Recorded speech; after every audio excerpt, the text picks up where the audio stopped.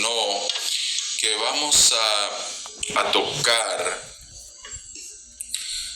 la base personal en la teología del servicio.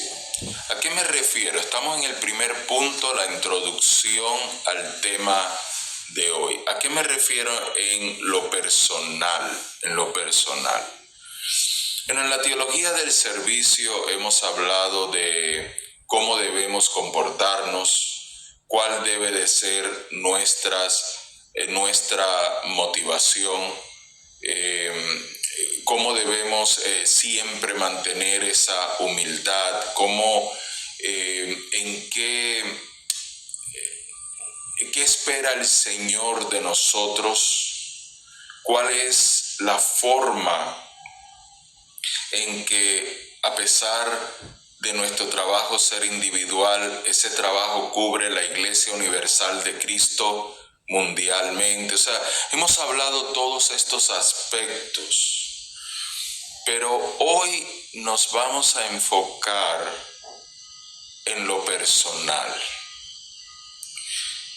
en la satisfacción, en el beneficio tuyo del llamado que tú has recibido de parte de Dios. Así que la clase de hoy es una clase más pastoral, una clase donde por medio de las Escrituras quiero mostrarles por qué este llamado, y siento la presencia de Dios porque ya estoy pensando pues en la clase completa y me emociona esa parte en lo personal, cómo el llamado tuyo no fue por casualidad, cómo el llamado tuyo fue voluntad de Dios de concederte a ti una revelación a una profundidad que pocos han conocido. No asumas que la revelación de Dios a tu espíritu, lo que tú estás recibiendo de Dios, es por pura casualidad. La palabra de Dios dice que muchos son los llamados, mas pocos son los escogidos. Y por lo tanto, el Señor nos escogió por su voluntad, por su gracia, el permitirnos a nosotros caminar con Él. Para que esta introducción te quede clara, bien clara, déjame llevarte al comienzo del ministerio de Jesús. Sabemos que el Verbo siempre ha existido, que el Verbo no tiene principio ni tiene fin, pero la persona de Jesús sí tuvo un comienzo, y el Verbo se encarnó en la persona de Jesús, pero Jesús, nuestro Señor y Salvador, que nació del vientre de una mujer, después de estar 40 semanas en ese vientre, Jesús comienza su ministerio llamando a algunos a caminar con Él, a vivir con Él, a pasarse con Él 24 horas al día, todo el tiempo. Y a estos que Él llama, los llama en una forma muy específica. No los llama en una forma generalizada. El ministerio de Jesús vino para alcanzar al mundo completo. Así lo dice Juan 3:16. Tanto a judíos como a gentiles. El ministerio de Jesús vino a formar su iglesia, la esposa ataviada, con quien celebrar las bodas del Cordero. Pero dentro de esa misión, al Señor le plació escoger selectivamente a unos cuantos para recibir de Él una visión a otro nivel. Cuando hablo de otro nivel, a otra profundidad. No nivel en cuanto jerarquía, sino en cuanto profundidad. Y para ello escogió a los 12, a los llamados 12. Pero también había otro grupo que no vivía con Él, no dormía con Él las 24 horas del día, pero que también era un grupo de discípulos cercanos, y ese era el grupo de los 120. Y esos 120, aunque no conocieron a Jesús en la intimidad que lo conocieron los 12, pues no vieron a Jesús cuando estaba durmiendo o cuando se desaparecía entre ellos porque estaba orando o demás, porque no estuvieron con Jesús en Getsemaní en la noche en que fue entregado, pero sí participaron en el ministerio, en el trabajo. Fueron enviados de 2 en 2 a llevar las buenas nuevas, a libertar a los cautivos, etcétera, a hacer el trabajo del Señor. Recibieron una instrucción del Señor más directa, más específica. Aparte de esto, el Señor también le permitió a un grupo de mujeres que trabajaban para económicamente sostener el ministerio de Jesús, porque el ministerio requería dinero, tenían gastos, tenían familias que tenían que vivir de ello. Pedro dejó de pescar, pero Pedro tenía una esposa, tenía una suegra, tenía una casa, una familia. Los demás también necesitaban ingresos económicos. No era de gratis, hacía falta dinero. Y ese dinero lo pagaban estas mujeres trabajando. Así lo dice la Biblia. Así que dentro del cuerpo de Cristo, el Señor le ha placido llamar a algunos en una forma escogida a servirle a Él. La teología del servicio nos enseña que el servicio a Dios tiene diferentes compromisos, pero que así como tiene diferentes compromisos, tiene diferentes recompensas. Por eso es que el Señor dice que no todos darán al 100 por uno, que algunos darán al 30 por uno, otros al 60 por uno y otros al 100 por uno. Pero no es porque el Señor discrimina, es porque al Señor le place extender un llamado, y según la persona en su corazón responde a ese llamado, el Señor le da la oportunidad de acompañarlo a Él en este caminar.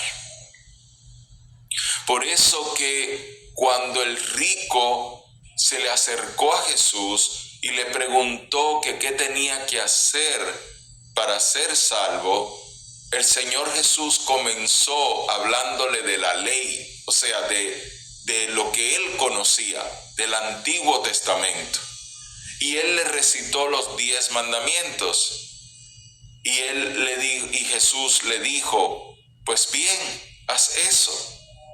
Pero el hombre, el rico, le dijo, no, yo quiero más. Le dijo, si quieres ser perfecto, véndelo todo, dalo a los pobres y ven conmigo.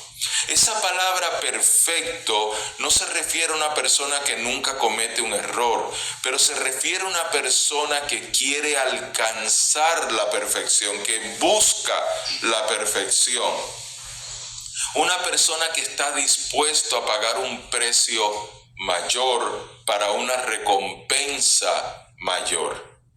Pero el rico no lo hizo porque amaba más sus bienes que a Jesús, o se confundió o no entendió bien qué era lo que el Señor le estaba ofreciendo, porque el Señor estaba ofreciendo el mejor de todos los negocios que él había hecho en su vida y que iba a hacer en su vida, pero él no lo aceptó.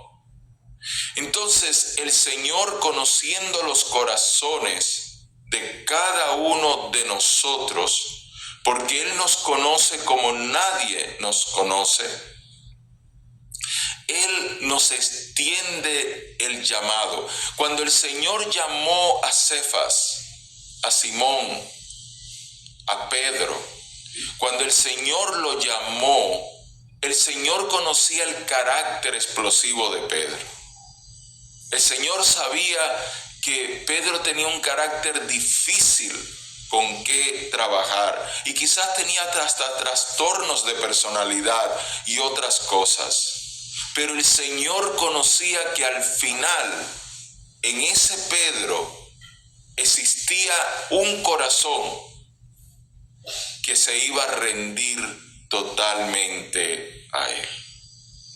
Así que cuando Dios te llama a ti, es porque Dios conoce tu corazón. No es por tu capacidad, no es por tus talentos o por tu espiritualidad. Es porque al final Él sabe que aunque tú tengas tus días malos, aunque tú tengas tus momentos donde le fallas a Él, al final en ti hay un quebranto por Él y hay un amor por Él que es inconfundible. Un amor que quizás ni tú misma, ni tú mismo conoces la profundidad de hasta dónde estás dispuesto a llegar por Él. Y cuando Él te llama conociendo si tú te quieres salvar por fuego. ¿Qué quiere esto decir? En la Biblia dice que en el cielo van a existir grandes y van a existir pequeños en el Señor. Pero esto no se refiere a tamaño de estatura, esto no se refiere a edad, esto se refiere a lo que hemos dado por el Señor, al tesoro que tenemos en el cielo. Así que hay personas que se conforman con vivir una vida tranquila, cómoda, normal en este mundo. Normal quiero decir siguiendo la ruta de los otros, no pagando un precio por el Señor. Y se van a salvar, ¿por qué? Porque el Señor dice que si crees en el Señor Jesucristo de corazón y lo confiesas con tu boca, serás salvo. Por lo tanto, se va a salvar, pero va a tener pocos tesoros en el cielo. Y no va a ocupar el mismo lugar y no va a tener la misma recompensa. Esto lo vemos cuando el Señor dice: si en lo poco fuiste fiel, en lo mucho te pondré. Pero si en lo poco no fuiste fiel, en lo mucho no te pondré. Así que el solo hecho de nosotros encontrarnos aquí, el solo hecho de estar recibiendo este tipo de preparación, el solo hecho de poder tener la visión de la teología pastoral, de la teología del servicio, a como el Señor nos la ha revelado a nuestro corazón, es un llamado especial. ¿Y sabes por qué lo sé? Porque esta teología del servicio no se enseña así, ni siquiera en las universidades cristianas. Pero hay maestros que sí la enseñan así, pero es dependiendo del llamado y del propósito. Pero no es algo de currículum, no es algo como decir panorama del Antiguo Testamento. Y aquí se enseña la antropología cristiana de tal manera. No es así. Es el hecho de poder recibir este tipo de enseñanza y que el Señor te dé este tipo de revelación a ti en lo personal, que cada uno lo está entendiendo en su propia persona, es un llamado especial que Dios te ha hecho. No es un llamado generalizado, es un llamado especial. Y con eso me gustaría que pasáramos al segundo punto de la clase de hoy, que es la naturaleza del llamado de Jesús al servicio. Para esto quiero cubrir contigo un versículo bíblico.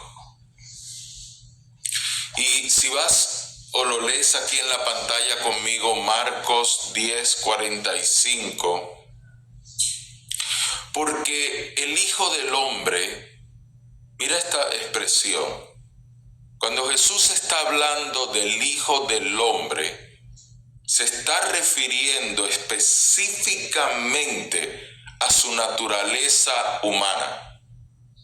Porque por un hombre entró el pecado al mundo y por un hombre vino la salvación también al mundo. Así que porque el Hijo del Hombre no vino para ser servido, sino para servir y para dar su vida en rescate por muchos. ¿Qué nos enseña Jesús a nivel personal sobre la teología del servicio? Jesús se presenta a él mismo como ejemplo. Él dice: me voy a presentar a ustedes como hombre, y como hombre te voy a enseñar tu beneficio personal en el servir a Dios. Jesús como hombre entendió claramente cuál era su propósito de estar en esta tierra. Él entendió claramente que su propósito para estar en esta tierra no era para ser rey de este mundo, no era para ser sacerdote de una religión, no era para construirle a su mamá una buena casa y ser un ejemplo de lo que es un buen hijo para otros hermanos, aunque él lo fue. Pero ese no era el propósito. Él entendió que su propósito era servir. ¿Y cómo entiende Jesús esto? Porque en él estaba la disposición de servir, el deseo de servir, el amor de servir, al punto de servir rescatando a los demás, rescatándolos de la condenación eterna. Te voy a traducir lo que esto significa para tu vida. Cuando tú sientes deseos de servir al prójimo, ese deseo que tú sientes, no lo sientes como una obligación, sino como el que quiere alcanzar algo en la vida. Por ejemplo, el que siente en su corazón ser arquitecto y su sueño en su vida es poder trabajar de arquitecto. Y el día que se gradúa es el día más feliz de su vida. Y el día que le dan un empleo trabajando en arquitectura, se siente complacido, se siente lleno, se siente realizado o realizada.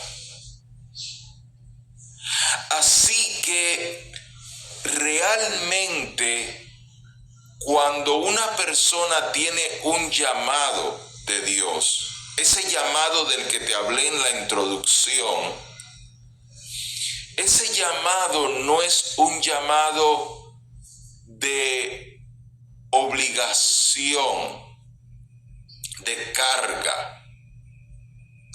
No es el llamado de que lo tengo que hacer para ganarme la salvación, o lo tengo que hacer porque si no Dios me va a castigar, o lo tengo que hacer porque si no me voy a perder la bendición.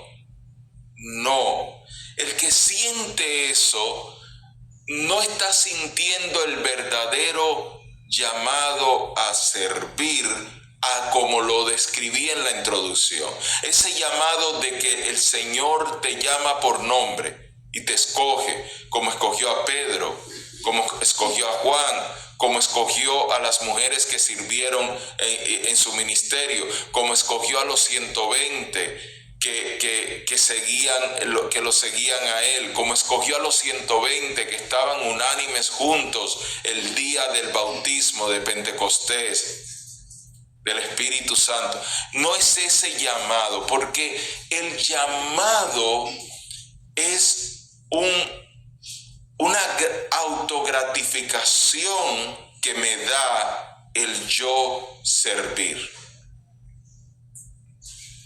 La recompensa del llamado en la teología del servicio es que el hecho de servir ya es la recompensa. Así que cuando el Señor dice, yo no vine a ser servido, sino vine a servir, es porque el Señor en el Verbo, en la persona del Verbo, de la Trinidad de Dios, en la persona de Dios, Él siempre ha sido servido. Los ángeles le sirven. Él siempre ha sido alabado. Él siempre ha sido exaltado. Él no vino a buscar eso. Eso ya Él lo tenía. Él vino a buscar el servir, no el ser servido. Entonces, en la mentalidad de una persona se refleja la identidad de la persona. La manera en que nosotros gastamos tiempo pensando o invertimos tiempo pensando, está lo que nosotros realmente valoramos. Si una persona está deseando tener posición de autoridad y buscando la autoridad, esa persona no está en una actitud de que se siente feliz sirviendo, sino está sirviendo para llegar a que le sirvan. ¿Me siguen? Okay. Voy a enfatizar.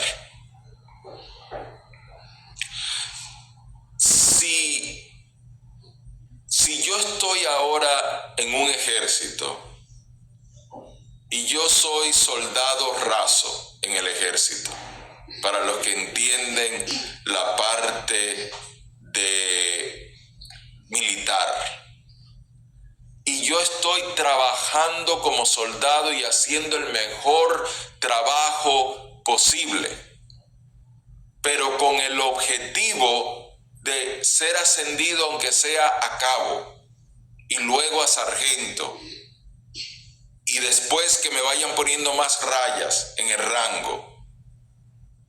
Esa esa forma de servir no es porque siento satisfacción en servir a mi nación, o en servir a mis compañeros, o en servir a mi unidad. No, es porque tengo metas mayores.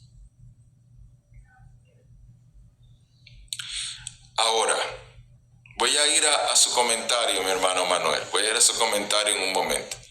Ahora, si una persona sirve y cuando está sirviendo se siente complacido en lo que hace y su recompensa es que puede llevar el uniforme, su recompensa es que pudo contribuir en el bienestar de su unidad, que pudo contribuir a que el nombre de los soldados fuera visto con buena actitud delante de la población y no con una connotación negativa, y se siente complacido y en el proceso lo hacen cabo o lo hacen sargento, él está sirviendo y siente felicidad en servir.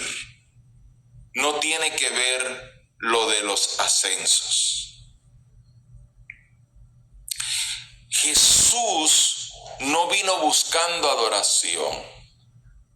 Jesús vino buscando servicio. Ahora, ¿por qué se le adora? Porque el agradecimiento lleva reconocimiento. Y aquellos que recibieron la revelación de quién era Jesús cuando estaba caminando en esta tierra, pudieron adorarle precisamente por su deidad, por ser Dios, como dice nuestro hermano Manuel, pero le faltó la D mayúscula aquí en Dios. Pero es cierto, por ser Dios, Él recibe esa adoración. ¿Okay? Pero Él vino para servir. Entonces, ¿cómo nosotros estamos ahora hablando a este nivel, a la teología del servicio, a este nivel personal? ¿Cómo sabes tú que tienes un llamado de Dios? Si alguien te pregunta, ¿cómo sé yo que tengo un llamado de Dios? Aquí te voy a compartir la respuesta que es extremadamente clara. La persona sabe si se está autollamando o si es Dios quien lo está llamando en el gozo que siente en el llamado. Por ejemplo, si una persona quiere ser pastor o pastora para que sus hijos estén orgullosos de él o de ella, esa es una motivación, pero esa no es la motivación de Dios. No es que sea una mala motivación, pero ahí no es Dios que está llamando. ¿Y por qué una persona no debe de entrar en un ministerio o trabajar un ministerio, al menos que sea Dios que lo está llamando? Porque la persona no va a ser feliz en su llamado y porque la persona no va a poder dar la talla en el llamado. Nosotros no podemos hacer el trabajo de Dios con nuestras fuerzas. Nosotros podemos colaborar, podemos participar, podemos ayudar. Por ejemplo, cuando yo estoy pastoreando a pastores, ¿saben cuál es una queja grande que escucho de mis hermanos, de mis consiervos? Se frustran porque los hermanos no responden, porque los hermanos no quieren trabajar, porque los hermanos se les llama para salir a evangelizar un sábado y en la congregación hay 80 personas y solamente vienen 8 o 6. y los otros no quieren venir y se frustran porque dicen, ¿por qué son así? ¿Por qué no aman a las vidas? Pero es porque mis hermanos consiervos no comprenden que el anhelo que ellos sienten en servir, en evangelizar, lo sienten por el llamado que tienen en sus vidas. Y que la otra persona no tiene ese mismo llamado. Y que si no tiene ese mismo llamado, no va a sentir la pasión que tú estás sintiendo. Así que no te debes de quejar. Y no te debes de doler y no te debes de sentir mal, porque Dios precisamente te ha puesto en medio de esa congregación, porque tú tienes ese llamado, tú tienes esa luz, tú tienes esa pasión que el otro no tiene. Entonces, ¿qué hace el resto del pueblo? El resto del pueblo apoya en diferentes áreas, porque Dios le da el deseo de servir en diferentes áreas. Y si vamos a los dones y si vamos a los llamados, vemos que no son solamente los dones que aparecen en Efesios 4:11. Vemos que no son solamente los dones que aparecen en Primera de Corintios 12. O sea, vemos que también están los que aparecen en Romanos y en otros libros, donde nosotros vemos cómo a cada uno Dios le da su medida. Y el hecho de que unos tengamos que trabajar más que otros tampoco debe de ser razón de queja. Porque en la teología del servicio entendemos que cada uno lleva su propia cruz. Y el llevar su propia cruz lleva su propia recompensa. Aquella persona que ha sido azotado por servir a Cristo tiene una recompensa diferente que el que nunca ha pasado ni siquiera necesidad por servir a Cristo. Aquel que fue mártir y que murió porque llegaron unos guerrilleros y preguntaron que quién creía en Dios y le apuntaron con una AK-47 y le dijeron renuncia a Dios o te mato, y la persona dijo no voy a renunciar a Dios, porque si tú me matas solamente he perdido la vida en esta carne, pero no voy a perder la vida eterna. Y lo han matado y han muerto por el Señor. Y la gente dice, pero ¿dónde estaba Dios? ¿Por qué Dios no lo protegió? Porque esa persona escogió tener una recompensa mayor. Y esa persona no murió en una tristeza, sino murió en un gozo espiritual. Porque el que sirve en su llamado, no importa cuánto sea la carga, en su espíritu se va a sentir contento, contenta, va a tener regocijo. Porque el Señor a quien llama le pone ese enamoramiento por su llamado.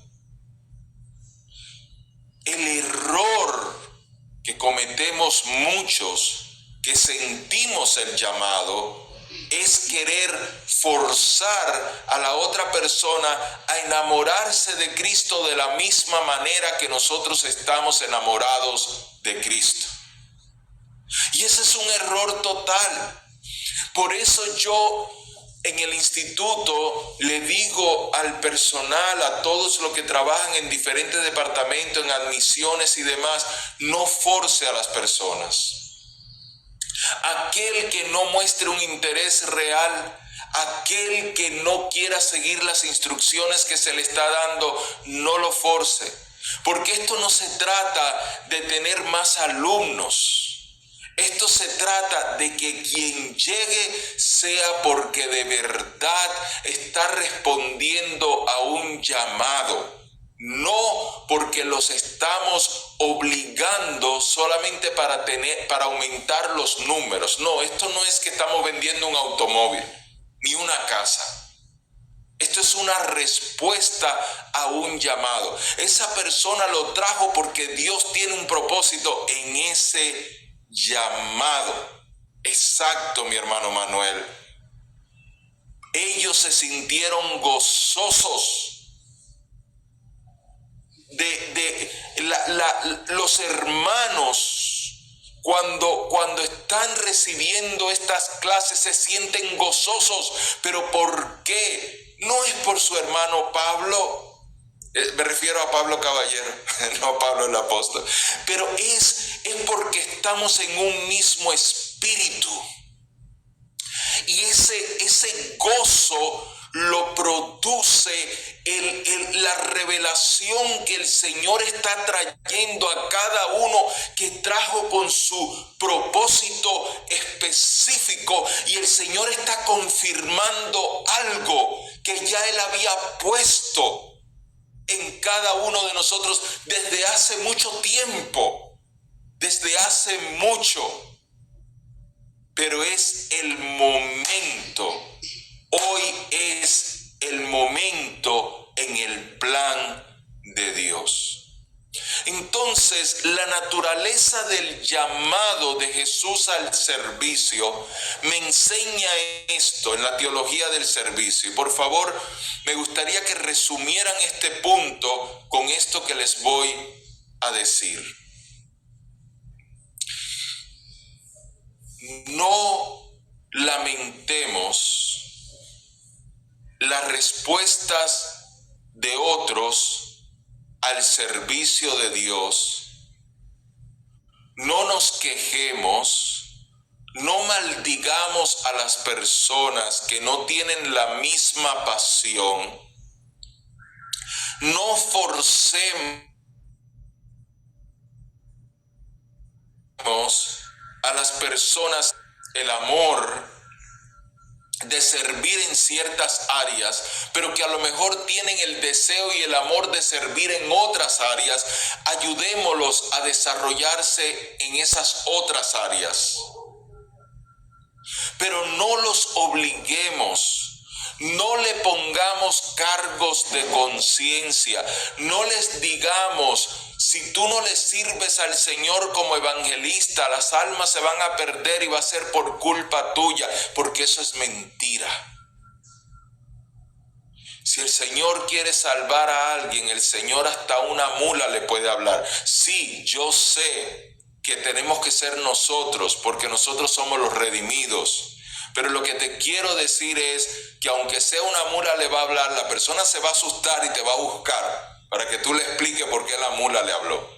Pero lo que quiero decir es, Dios lo va a llevar a la situación en que tú o un hermano tuyo en la fe le predique, porque tú un día le diste una palabra y cumpliste con anunciar esa palabra. Tú un día le diste una palabra de ánimo, una palabra de llamado, una palabra de la visión del Señor, pero otro va a venir y va a continuar el trabajo, como tú lo vas a continuar en una vida que ya otro empezó. Porque esto se trata del llamado de Jesús. Así que cuando tú haces una invitación, tú haces un anuncio, tú sales y vas y riegas boletines por todas partes. Tenemos campaña, tenemos a un salmista que va a estar con nosotros este fin de semana, tenemos un evangelista, tenemos a un predicador invitado, a una predicadora, tenemos una campaña de mujeres, tenemos la razón que sea. Y vienen pocos, no te desanimes. Porque quien llama al servicio es Jesús. Y la persona se enamora de ese llamado. Otra pregunta. La persona te puede decir: ¿cómo sé yo a qué llamado el Señor me está trayendo? o llevando. Yo digo trayendo porque el Señor dice nadie viene al Padre si no es por mí. Pero está bien, puede ser que nos esté llevando. Ahora, ¿cuál es la motivación que yo siento de servir en cierta área? Por ejemplo, si yo me enamoro de la capellanía, que la capellanía es el ministerio de misericordia, el salir de las cuatro paredes del templo o del edificio, ir allá afuera a donde están los necesitados y en el nombre de Jesús servirles. Si yo me enamoro de ese ministerio, ¿cuál es mi verdadera motivación? Mi motivación es el dinero que puedo ganar, porque se puede ganar dinero y está bien. La Biblia dice que el siervo merece el salario que recibe porque está trabajando. Así que el que trabaja merece salario. Pero ¿cuál es la motivación? ¿Qué me está llevando ahí a hacer? La motivación es que me voy a hacer famoso y voy a aspirar a alcalde de la ciudad o algo así. ¿Cuál es la motivación? O la motivación es la alegría que voy a sentir cuando yo vea a un ancianito compartiendo con otros ancianos, jugando dominó, cantando, tejiendo, compartiendo juntos y se le está pasando esa depresión de la soledad y Dios me usó en eso y estoy sintiendo esa alegría, aparte de que conozcan al Señor, estoy sintiendo la alegría de verlos a ellos felices y eso me enamora y eso me hace sentir contento. Si es eso, entonces ahí está mi llamado. Me siento enamorado de esa parte.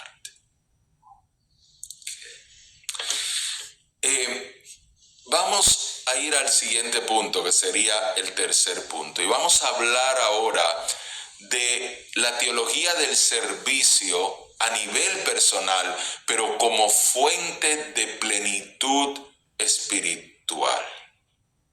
¿Okay? Hablamos del llamado, de cómo saber el llamado. Ahora vamos a hablar de qué efecto tiene el yo servir a Dios en mi plenitud espiritual. Colosenses 2, 9 y 10 dice: porque en Él habita corporalmente toda la plenitud de la deidad, y vosotros estáis completos en Él. Vamos a detenernos aquí un momento.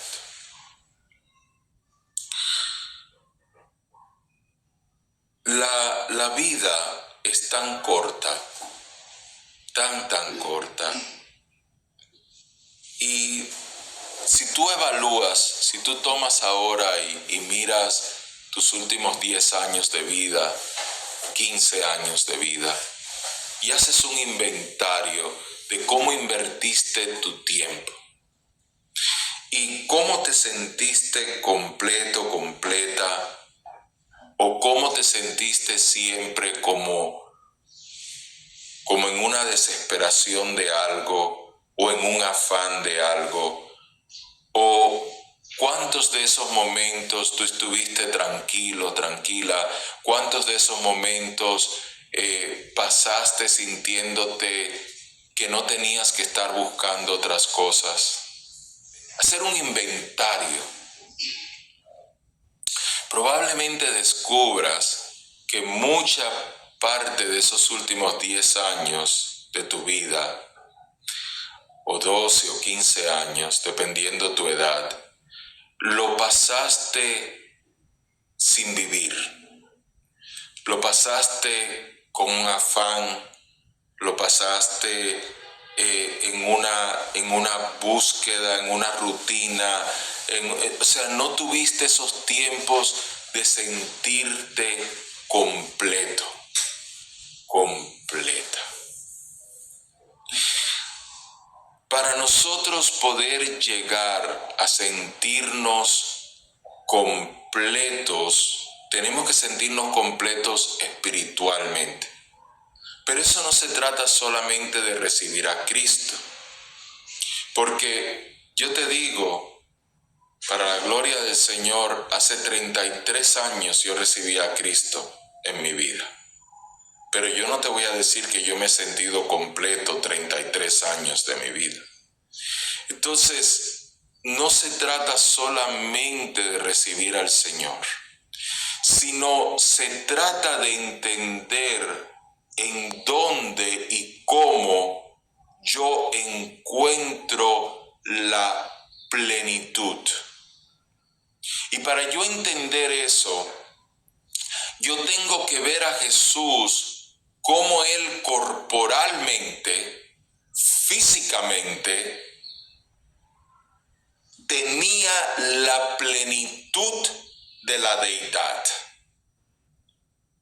¿Qué es plenitud? Lo que dice, lo llena todo, lo completa todo. Jesús no se sintió completo cuando dijo consumado es. Jesús se sintió completo durante todos sus primeros 30 años en que se estaba preparando para su ministerio, porque entendía que cada día tenía un propósito. Cuando su mamá María y su papá José, su papá terrenal, lo estaban buscando porque él tenía 12 años y se había quedado en el templo escuchando a los sacerdotes, ellos estaban desesperados como cualquier otros padres hubieran estado desesperados porque su hijo se le perdió en la multitud. Cuando lo encontraron, si tú vas y lees y estudias cuidadosamente las palabras, la respuesta de Jesús, Jesús estaba tranquilo.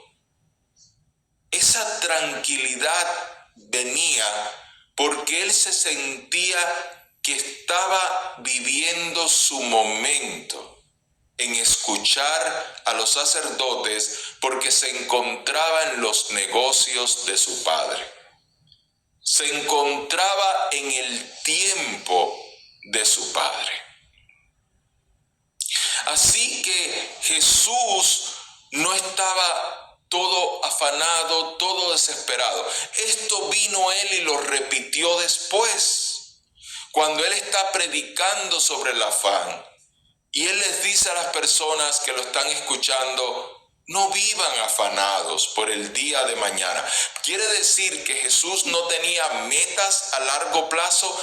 Por supuesto, Dios tuvo sus metas desde antes de la creación del mundo. Ya el Señor tenía su plan. Así que no es que tú no tengas metas de comprar una casa, de estudiar una carrera, de casarte, de tener hijos, no es que no tengas metas, pero que cada día que estás viviendo para esa meta, tú encuentras una plenitud en ello. Bueno, ¿qué tiene que ver entonces la teología del servicio en esta plenitud? En que si yo le estoy sirviendo a Dios hoy, en donde yo siento el anhelo en mi corazón y dentro de mis capacidades y dentro de las oportunidades que tengo, no solamente la capacidad, sino la oportunidad, la puerta que el Señor está abriendo, yo puedo sentirme en la carne, corporalmente, que yo estoy en el servicio de Cristo. Y eso me da a mí una plenitud que la mayoría de las personas que están viviendo en sus propios afanes, aunque conozcan al Señor, no sienten esa plenitud. Porque es una plenitud espiritual aún estando en la carne. No es que tengo que dejar la carne para sentirme pleno, pero en Cristo, teniéndolo a Él y siguiendo ese ejemplo de servicio de Él, yo tengo esa plenitud como Él corporalmente tuvo y tiene esa plenitud.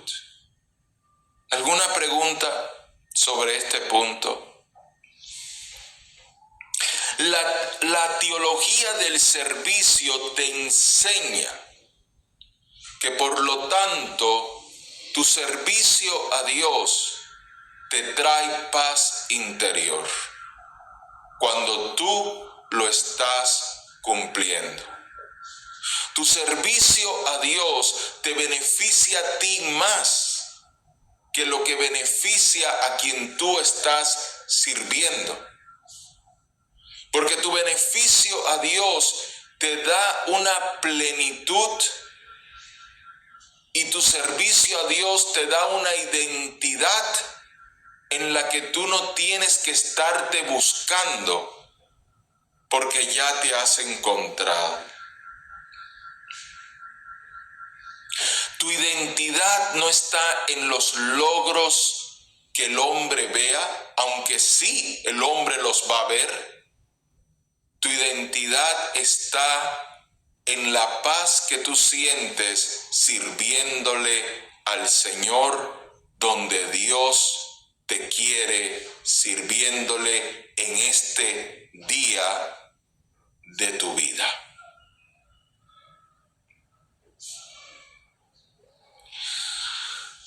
Hay otro versículo y esto también habla de este tercer punto, de esa plenitud, que es Juan capítulo 15, versículo 5. El que permanece en mí y yo en él, éste lleva mucho fruto.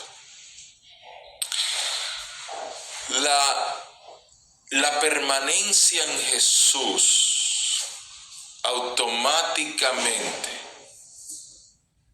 trae a nuestras vidas la abundancia de lo que hay dentro. Así que el hecho de que yo esté en Él me va a dar a mí la abundancia, porque cuando habla de abundancia no está hablando en cuanto a los logros materiales, sino en el fruto del Espíritu. Cuando tú vas al fruto del Espíritu, al fruto espiritual, tú ves 9 manifestaciones de ese fruto.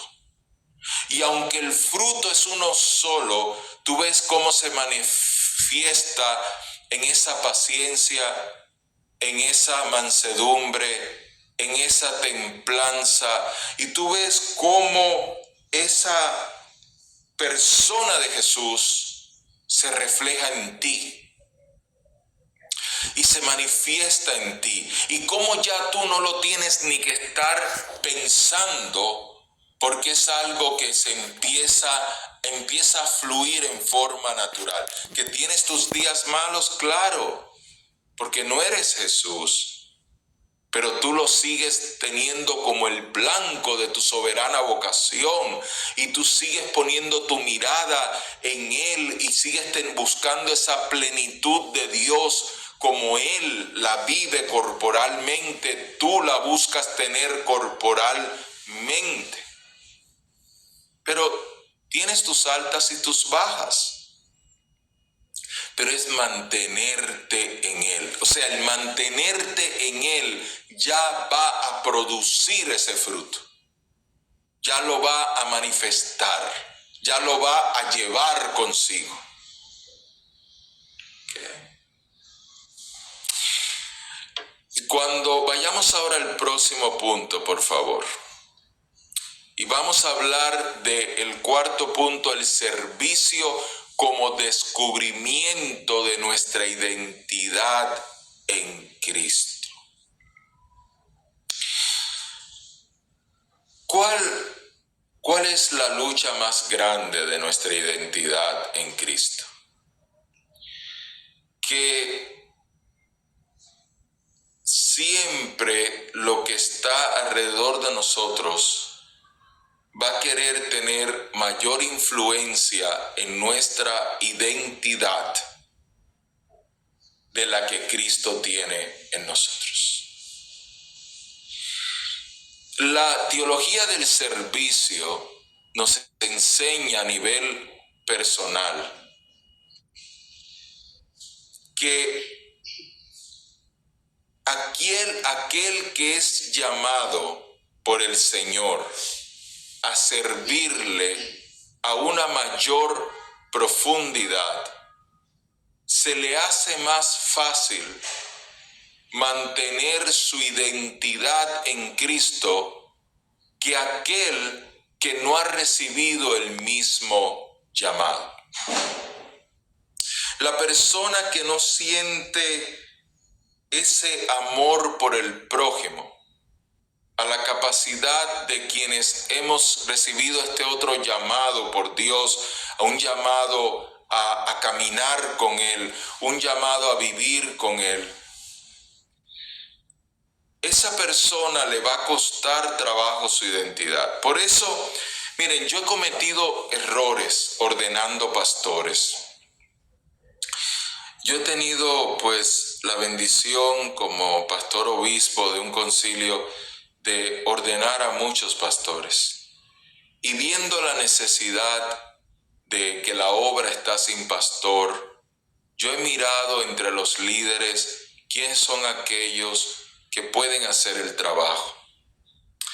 Y en inmadurez espiritual he cometido el error de que solamente porque veo a personas cristianos de muchos años, veo a personas con talentos, como talento en la música, talento en predicar, porque tienen buena parla, saben hablar bien, los he ordenado al pastorado. Y luego he visto cómo se les hace tan difícil la carga por la falta de amor al prójimo. Cómo se enojan con una persona porque es de cierta nacionalidad y esa nacionalidad le cae mal a ellos. Y el que tiene un verdadero llamado al pastorado, eso no sucede. Que podemos en la carne un día disgustarnos con alguien, oh sí, claro, pero no nos van a caer mal todo lo de esta nacionalidad solamente porque nacieron allí. O una persona que se molesta porque esta persona siempre está en el mismo círculo y siempre vuelve al mismo problema y se olvida que el servir a Dios es como el que sirve en un hospital. Y en el hospital, cuando usted trabaja en un hospital y usted se queja de que están llegando gente enfermas, usted no debe de trabajar en un hospital. Está en el negocio equivocado. Cuando usted es pastor y usted se queja que los pecadores pecan, usted está en el negocio equivocado.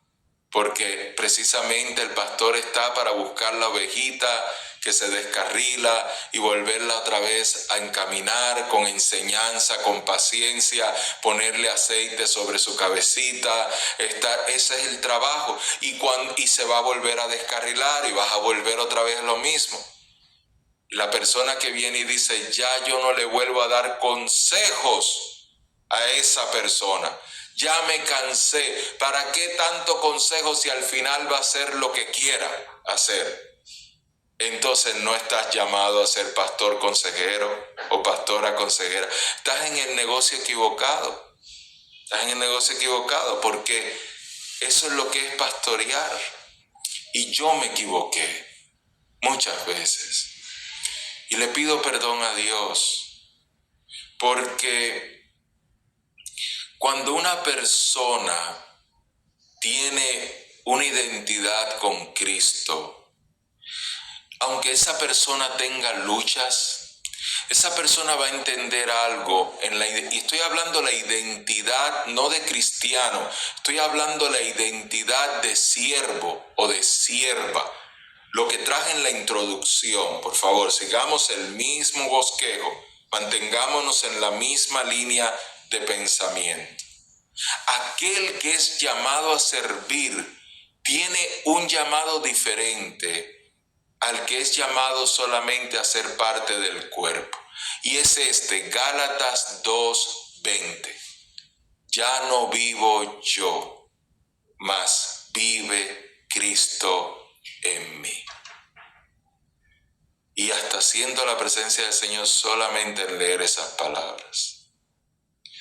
Quien tiene esa identidad en el servicio al Señor, cada vez que alguien le da una bofetada, cada vez que alguien lo traiciona, sabe lo que piensa, no en vengarse. Sí, se puede enojar en la carne un poco, está bien, pero al final dice, no es a mí que me lo están haciendo, es a Cristo. A Cristo le hicieron peores cosas. A mí por lo menos no me han crucificado en una cruz literal. Quizás me han crucificado de otras formas, igual que a ti, pero no lo han hecho por lo menos en una cruz literal hasta el día de hoy, gracias al Señor. Pero ya yo, en mi actitud tiene que ir cambiando. Si yo tengo un llamado, y no me refiero solo al pastoral, como ya les dije, no todos tenemos el mismo llamado, ¿sí? Pero me refiero a tener ese llamado de que el Señor dice, hey, tú, por nombre, te llama con tu nombre, sígueme. Y te enamora a ese nivel. Exacto, mi hermano Manuel, como Esteban dijo cuando lo estaban apedreando. Él vio que se lo estaban haciendo a él, pero no por ser Esteban, sino por lo que él acababa de decir de Cristo. Así que cuando entendemos eso, el nivel de madurez y el nivel de acercamiento y el nivel de nosotros poder recuperarnos del golpe es mucho más rápido, mucho más fuerte, mucho más intenso que aquella persona que aunque lleve 20 años de conocer a Cristo, porque eso no importa, no es por el tiempo. Sí, el tiempo ayuda, pero no en lo que estoy hablando de este nivel de ya no vivo yo, mas vive Cristo en mí. Por eso tú no puedes ponerte a discutir con la otra persona al mismo nivel. Por eso tú no puedes actuar de la misma forma que el otro actúa. Que te puedes defender, por supuesto. Que puedes defender a otra persona, por supuesto. Que si estás trabajando y eres policía y tienes que usar la fuerza, úsala porque es tu trabajo y estás haciendo algo que Dios aprueba. Estás cuidando a la población de la gente mala. Si eres un juez y tienes que tomar determinación, tómala. Pero a lo que me refiero es que tiene que ser dentro de otro contexto, no del contexto de quien no ha recibido la revelación que ha recibido el que ha sido llamado a un servicio a como tú has sido llamado. El llamado, y esto se lo digo lo mismo a mis hermanos que a mis hermanas en Cristo. Cuando tú sientas ese impulso de la carne, cuando tú sientas ese comentario que quieres hacer en público, si lo quieres hacer en tu casa, con tu cónyuge, con alguien que tú sabes que puedes confiar porque te quieres desahogar, hazlo. Pero ten cuidado de hacerlo hasta con una hermanita de la iglesia, un hermanito de la iglesia, o creyendo tú que es lo suficientemente espiritual.